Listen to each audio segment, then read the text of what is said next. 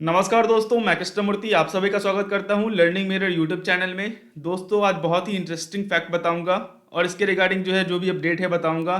क्या हुआ था, कैसे हुआ था, सब कुछ बताऊंगा। ऑलमोस्ट मैं लॉ का उतना जानकार नहीं हूं, लेकिन तब भी आपको मैं चीज़ें आसानी से बता सकता हूं कि इसमें क्या लिखा गया है, कैसे ये केस हुआ है, सेबी को कैसे ब्लेम कर रहा है 19 ईयर ओल्ड एक इन्वेस्टर कोर्ट में कि आईपीओ वो रेगुलेटेड नहीं है, वो जिसको मन करता है सेबी उसको देती है। live law.in है इसका आर्टिकल है। चीजें बहुत अच्छी है, बहुत अच्छा है, आपको समझाने वाला हूँ। इसका मैं लिंक डिस्क्रिप्शन में डाल दूंगा, आप वहां भी देख सकते हो। यहाँ पे what does he know, court बोल रहा है उस 19 ईयर इन्वेस्टर्स को। Delhi court slams 19-year-old petitioner जिसने केस किया हुआ था who alleged several irregularities in IPO approval. ये बोल रहा है 19-year-old पिटिशनर मतलब जो इन्वेस्टर है वो बोल रहा है कि सेबी आईपीओ देने में वो कुछ झोल कर रही है और यहाँ पे कुछ फ्रॉड हो रहा है। इसके रिगार्डिंग एक नया कॉन्स्टिट्यूशन लाओ और एक नया बॉडी लाओ। तो इसके रिगार्डिंग कोर्ट क्या बोलती है मैं बताने वाला हूँ, लॉयर को क्या बोलती है वो बताने वाला हूँ, और इस 19 years old इन्वेस्टर को क्या बोलती है वो बताने वाला हूँ। देखते रहे वीडियो अच्छा लगे कृपया लाइक करना, सब्सक्राइब करना और शेयर करना। यहाँ पे देख लो, मैं चीजें आपको सब कुछ बता रहा हूँ, आप समझ जाओगे।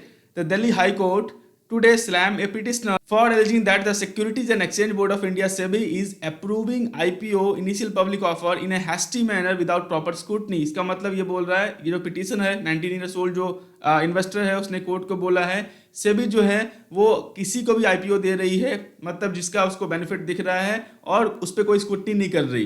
तो ये जो चीजें हैं ये आपको कोर्ट केस गया हुआ था।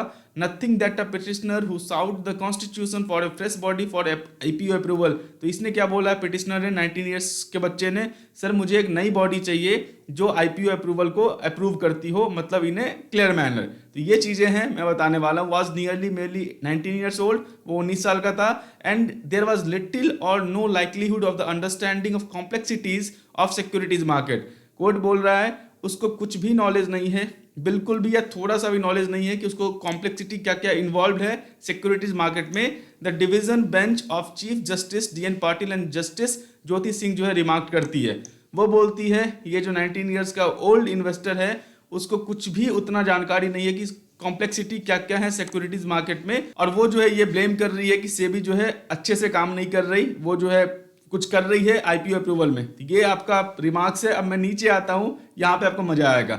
अब नीचे आ रहा हूँ, ये कोर्ट बोल रही है we want to cross examine this boy. Cross examine मतलब जानना चाहती है कि जो वो बोल रहा है उसको नॉलेज है या नहीं है मार्केट के बारे में। ये सीधा वैसे ही आ गया है। If we ask you one question mister counsel, mister counsel का मतलब होता है यहाँ पे जो इस बॉय का वकील है, काउंसिल का मतलब लॉयर समझ लें आप। तो इस बॉय का जो लॉयर है उसको काउंसिल यहाँ पे बोला गया है। If we ask you one question mister counsel you will not able to answer. Court बोल रही है, अगर लॉयर को बोल रही है कि मैं आपसे अगर एक क्वेश्चन करूं स्टॉक मार्केट के बारे में तो आप इसका जवाब नहीं दे पाओगे। How will this 19-year-old boy know anything. तो कैसे आप एक्सपेक्ट कर सकते हो कि 19 साल का जो बच्चा है वो आपको जो सलाह दे रहा है केस करने के लिए वो सही जान रहा है। समझ गए। The petition was filed by one Ketan Kumar, ये केतन कुमार नाम है जो ने पिटिशन फाइल किया है, 19 ईयर्स के ओल्ड हैं, और इनका एडवोकेट आपका सिद्धार्थ आचार्य जी हैं। तो इनका जो काउंसिल यहाँ पे मिस्टर काउंसिल जो लिखा गया है वो लिखा गया है यहाँ पे सिद्धार्थ आचार्य के लिए। और जो पिटीशन फाइल किया गया केतन कुमार के द्वारा। समझ गए। Says after Paytm debacle, Paytm IPO जो गिर गई थी इसके बाद इन्होंने कंप्लेन किया था। यहाँ पे बोल रहे हैं at the outset the bench, मतलब जो लॉयर हैं जो ये केस देख रहे हैं, मतलब जज, लॉयर तो नहीं बोल सकते जज, ठीक है। Noted that the petitioner has approach the court without making any representation before the concerned authority. मतलब इसने इसका जो कंप्लेन है वो बिना अथॉरिटी, मतलब क्या, सिक्योरिटीज मार्केट का अथॉरिटी कौन है, सेबी है। आप बोलोगे सर सेबी को कैसे कंप्लेन कर सकता हूँ, सेबी तो खुद ही अथॉरिटी है। सेबी का ओम्बड्समैन है, बैंकिंग का ओम्बड्समैन है, आरबीआई का है, आरबीआई का ओम्बड्समैन है, सबका है, जो भी हायर अथॉरिटी है सबका ओम्बड्समैन है। तो आप वहां पे बिना गए आप सीधा कोर्ट में केस डाल रहे हो, जबकि आपके पास कुछ भी नॉलेज नहीं है मार्केट कैसे काम करती है। It was the prima facie, prima facie मतलब पहली दृष्टि में ये लगता था कि opinion of the proceeding initiated under the views of public interest, public interest के लिए किया गया है। Are instituted on the best behest of some companies, मतलब कुछ कंपनी ने इंस्ट्रक्ट किया है और ये पब्लिक इंटरेस्ट में है। लेकिन कोर्ट बोल रहा है it went on to observe that the petitioner has been filed with vested interest. Vested interest मतलब खुद का इंटरेस्ट, उसको आईपीओ नहीं मिल रहा होगा या फिर मिला होगा, नीचे आ गया होगा, आईपीओ लॉस हो रहा होगा। तो कोर्ट बोल रहा है ये वो पिटिशनर का, मतलब जो इन्वेस्टर है 19 ईयर ओल्ड का, उसका खुद का इंटरेस्ट है इस केस को फाइल करने में। ये पब्लिक इंटरेस्ट के लिए केस फाइल नहीं किया गया है। समझ गए। सबसे मस्त तो ये है। उसके बाद जो है कोर्ट का जज बोलता है whereas the counsel, counsel मतलब मैंने बता रखा था आपको, सिद्धार्थ आचार्य जो इसके लॉयर हैं, काउंसिल मतलब लॉयर समझ लें। Whereas the counsel himself may not be aware of the complexities involve therein, मतलब जो लॉयर है उसको खुद ही नहीं पता है कि स्टॉक मार्केट कैसे काम करती है अच्छे से और क्या क्या कॉम्प्लेक्सिटीज इन्वॉल्व हैं आईपीओ से को लाने में और आईपीओ को ट्रैक करने में। तो चीजें कोर्ट का जज जो है ये बोल रहा है। उसके बाद जो है कोर्ट का जज बोलते हैं we will put one query to you and you will say मुझे कुछ नहीं पता, आई डोंट नो एनीथिंग, ये लॉयर को बोल रहे हैं। समझ गए। The bench told petitioner counsel, petitioner counsel मतलब जो भी लड़का ने कंप्लेंट किया उसका लॉयर, समझ गए। Then it queried the council on some basic concept of securities market, basic मतलब बेसिक कॉन्सेप्ट पे, such as how IPOs are declared, कैसे आईपीओ डिक्लेयर किया जाता है, how share holding is determined, कैसे शेयर होल्डिंग्स डिटरमाइंड किया जाता है, कुछ भी नहीं पता था उसके लॉयर को।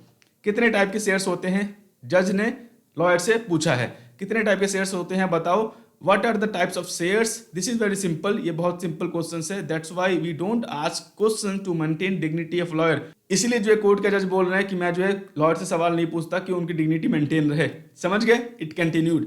इसके बाद जो है बेंच, बेंच मतलब जो जज हैं उन्होंने काउंसिल मतलब लॉयर को इंस्ट्रक्ट किया है टू रिफ्रेन मतलब दूर रहें from getting involve in such company matters, जो कंपनी मैटर्स का केस है उससे आप दूर रहें। अगर आपको नॉलेज नहीं है उस चीज़ के बारे में, जो अथॉरिटी है वो अच्छे से समझती है, ये चीजें हो गई। At this justice additional solicitor general Chetan Sharma informed the bench that the similar petition was filed earlier also. Delhi high court opinioned that only a brief description about the company is required so that an investor is aware to risk and faced by the company. जो भी है आपका आपके ऊपर depend करता है कि risk and reward क्या है। सब चीज अच्छे से काम कर रही है, सब कुछ अच्छे से काम कर रही है, चीजें अच्छे से हो रही है, इसमें कोई भी रेगुलेटरीज नहीं है, बस आप जो है चीजें संभल लें। यहाँ पे बोल रहा है having drawn flak from the court the petition was drawn unconditionally, जो पिटिशन फाइल किया गया था उसको अनकंडीशनली मतलब बिना किसी कंडीशन के विड्रॉ कर लिया गया है। समझ गए। तो चीजें संभल के रखें, इसलिए बोलता हूं आपका नॉलेज जो है होना चाहिए। अगर कहीं भी जाते हो तो आपका गाइडेंस वो काम नहीं करेगा कि आपको आता है, उसके बारे में आप जानते हैं या नहीं है, रियल में आपको बेसिक्स पता है या नहीं पता है, चीज़ें आपको क्लियर है या नहीं है, वो जो है मेन आपका जो है चीज़ें हैं। इसका मैं आर्टिकल में डाल दूंगा, पढ़ना हुआ पढ़ लेना। बहुत अच्छा आर्टिकल लगा था मुझे, इसलिए मैं सोचा वीडियो बना दूं आपको भी मजा आएगा। चीजें समझ गए दोस्तों। मैं आशा करता हूं वीडियो आपको अच्छा लगा, वीडियो अच्छा लगा कृपया लाइक करें, सब्सक्राइब करें, शेयर करें। ट्रेडिंग और डीमैट अकाउंट लिंक जो है वीडियो को डिस्क्रिप्शन में है, वहां पे जाकर ओपन कर सकते हो। कुछ भी सहायता होता है मैं नाइट को 8 में लाइव आता हूं, वहां पे आकर पूछ लेना। चाहे social media site Telegram, Instagram, Facebook, Twitter, जहां भी आपको लर्निंग मेरे दिखे ज्वाइन कर लो। तब तक के लिए दोस्तों धन्यवाद।